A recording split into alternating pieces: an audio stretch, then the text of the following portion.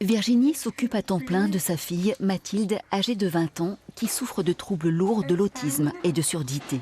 C'est seulement il y a 5 ans, à la lecture d'un article de presse, qu'elle et son mari ont fait le lien avec la dépakine, que la jeune femme épileptique prenait depuis son adolescence. Pendant sa grossesse, son traitement n'avait été diminué que de moitié par précaution. Pour moi, ça a quand même été un gros coup de massue, quoi.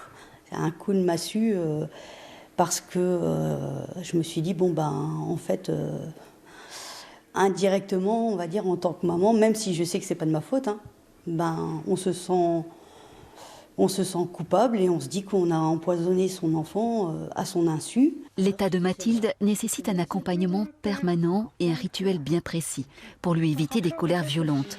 Son jeune frère étant en parfaite santé, la jeune maman avait préféré arrêter son traitement pour cette seconde grossesse. Les mises en examen récentes du laboratoire Sanofi et de l'Agence nationale du médicament sont une première victoire pour ses parents. Moi, de toute façon, j'ai déjà pris perpète, donc c'est normal que eux aussi maintenant, ils soient jugés et condamnés parce qu'il y a eu une faute grave. Le couple a entamé une procédure d'indemnisation amiable au sein de l'association pour les parents d'enfants souffrant du syndrome anticonvulsivant. Ils demandent une réparation financière et morale.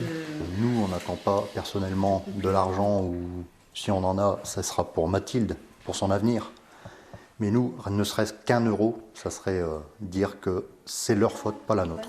Ça n'aurait jamais dû arriver. C'est un scandale sanitaire. Ils espèrent la tenue d'un procès de grande ampleur. D'après une étude de l'Agence du médicament, plus de 30 000 enfants et adultes auraient été victimes de la dépakine depuis sa commercialisation.